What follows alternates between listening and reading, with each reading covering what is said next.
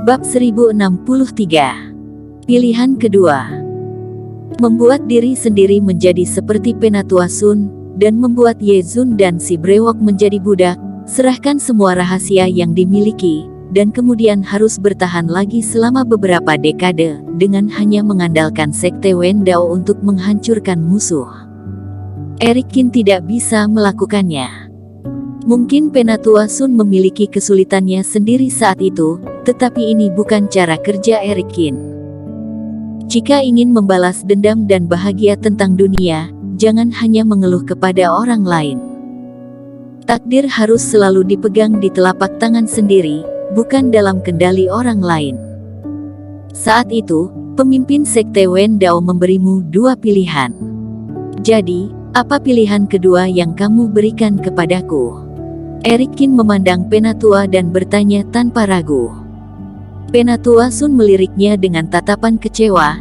Dia berkata dengan ringan, "Aku bertanya kepada Sekte Wen Dao. Aku membutuhkan harta pribadi klan iblis. Jika bisa mengambilnya kembali, maka itu bisa digunakan sebagai hadiah untuk membebaskan dua orang. Tapi aku ingin mengingatkanmu jika jalan ini sangat sulit. Terima kasih sudah mengingatkan, tapi aku sudah memikirkannya. Aku akan membawa benda itu." Eric Qin mengangguk, langkahnya sudah bersiap untuk pergi.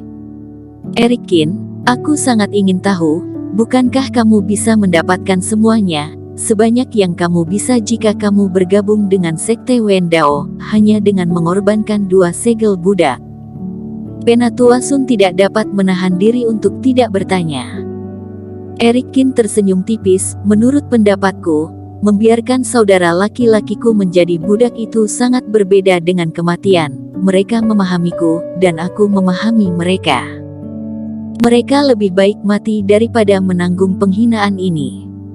Selanjutnya, Penatua Sun, aku juga sangat penasaran, apakah kamu pernah berpikir bahwa kamu juga bisa melakukan banyak hal tanpa melalui kedua jalan itu? Penatua Sun dibuat terkejut oleh perkataannya. Ketika Eric Qin dengan langkah keluar dari mansion, Penatua Sun muncul kembali, menggelengkan kepalanya dengan raut wajah merendahkan dan mengejek. Eric Qin, kamu terlalu naif dan terlalu sombong. Dunia tidak bisa diubah jika hanya dengan mengandalkan usaha kamu sendiri, hanya dengan mengandalkan yang kuat agar kamu bisa mencapai harapanmu. Tapi kenapa aku tidak bisa sekuat itu? Eric Qin tidak berbicara sepatah kata pun, dia hanya menggelengkan kepalanya dengan ringan, melangkah pergi. Keputusannya sangat tegas. Melihat punggung Eric Qin yang perlahan menjauh, tatapan kedua matanya tidak terlihat senang. Penatua, kenapa memanggilku? Dalam bayangan dinding di sampingnya, sebuah suara perlahan terdengar. Gray, sudah saatnya kamu bergerak, ikuti Eric Qin dan awasi dia. Kamu tidak perlu melakukan apa-apa, tapi apapun yang terjadi kepadanya, kamu harus melapor padaku. Penatua Sun berbicara pelan dengan suara dingin. Hehe, jangan khawatir, Penatua sudah mengeluarkanku dari tempat terkutuk itu. Aku pasti akan lakukan apapun yang kamu perintahkan. Dalam distraksi fase, belum ada yang bisa lolos dari pengawasanku. Suara itu terdengar penuh percaya diri. Jangan ceroboh, anak ini punya banyak trik, kamu harus mengawasinya, dan jangan bersikap gegabah. Penatua Sun mendecih dingin. Aku akan melakukannya. Ketika dia berbicara, aliran udara yang tidak terlihat terbang keluar dari kegelapan, dan setelah beberapa saat, dia menghilang di antara langit dan bumi. Eric Qin, kamu tidak benar-benar berniat untuk mengambil bendera Raja Iblis Wave kan? Berjalan keluar dari mansion ini, burung Golden Canary Yulita Zhu berbicara dengan cemas. Aku bisa memberitahumu jika bendera Raja Iblis Wave dibawa bersamanya sepanjang hari, dan bendera ini terkait dengan warisan klan mereka sendiri, bukan karena tidak ada biksu manusia kultivator biasa yang pernah memikirkan itu sebelumnya, tetapi semuanya mati pada akhirnya. Situasinya sangat menyedihkan. Jika kamu mengambil benda itu, takutnya kamu mungkin akan mati. Apa yang membuatmu cemas? Aku tidak punya dendam dengan Raja Iblis ini, jadi mengapa kita ingin merebutnya? Eric Qin menatap dalam-dalam Yulita Zhu. Sekte Wen Dao memintanya untuk mendapatkannya. Jika dia pergi, maka sama saja jika dia bodoh. Baguslah, Raja Iblis Wave ini bisa dibilang pamanku juga. Jika kamu benar-benar merampas bendera itu darinya, aku tidak tahu lagi bagaimana aku akan mengatasinya. Yulita Zhu menghela nafas dan bertanya, lalu apa yang akan kamu lakukan? Bagaimana kamu bisa menyelamatkan Ye Zun dan si brewok tanpa bergabung dengan Sekte Wen Dao atau mendapatkan sesuatu yang diinginkan Penatua itu? Penatua Sun memberiku dua jalan, tetapi mengapa aku harus mengambil rute yang dia gambarkan dan dia arahkan kepadaku? Yulita Zhu tercengang saat mendengar kata-kata yang terlontar dari mulut Eric Qin. Eric Qin melanjutkan, di dunia ini juga bukannya tidak ada cara ketiga kan? Yulita Zhu sama sepertinya, cerdas dan pintar, dan kedua matanya tiba-tiba membelalak setelah itu, terkejut sekaligus tak percaya. Kamu tidak akan masuk ke dalam penjara kan?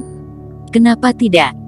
Menerobos Sekte Wen Dao, dan kemudian pergi ke penjara belakang gunung untuk menyelamatkan Ye Zun dan si brewok, tindakan ini terlalu sulit.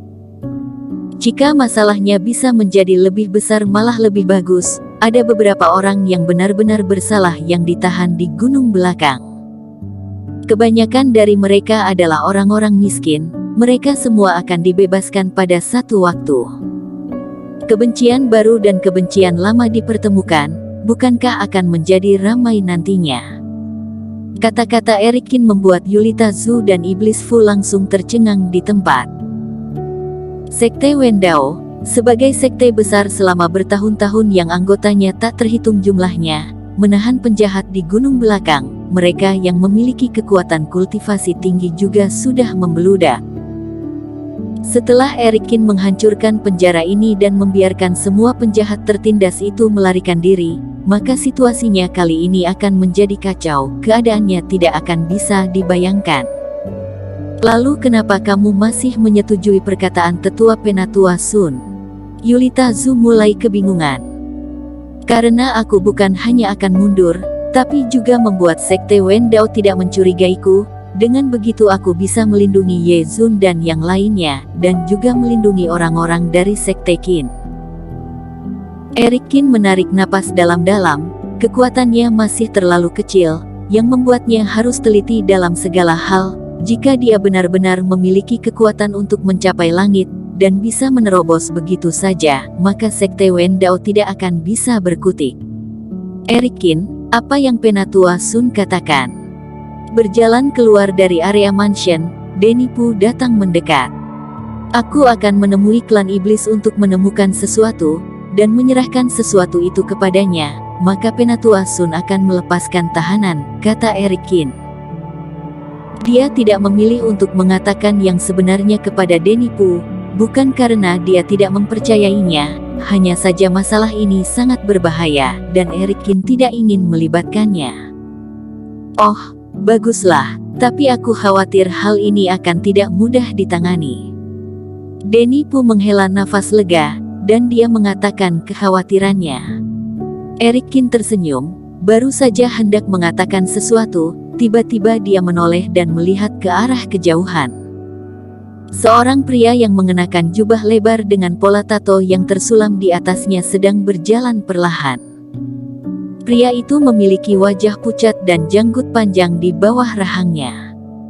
Dia terlihat berusia sekitar 40 hingga 50 tahunan, dan tatapan kedua matanya terlihat cukup cerah, penuh aura kebijaksanaan yang berwawasan luas. Ayah, kenapa kamu di sini? Denny Pu sedikit terkejut saat melihat sosok orang yang datang itu. Aku datang kemari untuk mencarimu. Aku ditugaskan oleh seorang teman untuk membawamu dan ibumu yang ada di dunia tersembunyi hari ini, dan mengajarimu beberapa kekuatan tingkat lanjut. Tapi ayah, aku ingin bersama Eric Qin. Denny Pu mengerutkan keningnya menolak. Denny Pu, pergilah, akan lebih mudah bagiku untuk melakukannya sendiri, kata Eric Qin. Ini Tuan Qin yang terkenal di seluruh dunia itu kan? Pria itu tersenyum ramah dan menatap Eric Qin, memberi orang-orang kesan angin sepoi-sepoi yang lembut, yang membuat orang secara tidak sadar tertarik mendekat. Hormatku kepada Dennis Pu, namamu jauh lebih kuat dariku.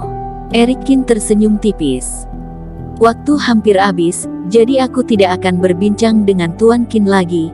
Jika aku punya waktu suatu hari nanti, pergilah ke rumahku dan kita berbincang bersama. Dennis Pu tersenyum dan berkata, Denny Pu, ayo pergi sekarang. Aku dengar di timur laut dari 8 klan, ada kura-kura misterius berusia 1000 tahun muncul. Denny Pu mengangguk ke arah Eric Qin dan pergi bersama Dennis Pu. Timur laut, apa maksudnya ini? Eric Qin melihat ke arah punggung keduanya, tatapannya terlihat sedikit mengernyit. Ketika Dennis Pu dan Denny Pu berbincang, perbincangan mereka seperti hanya kata-kata biasa, tetapi ketika kata di timur laut terdengar, kepala Eric Qin seketika terasa begitu pusing, dan ada rasa misteri yang terarah kepada laut kesadaran. Bersambung. Terima kasih telah menonton video ini sampai akhir. Jangan lupa subscribe dan nantikan kisah episode selanjutnya hanya di Novel Story. Salam.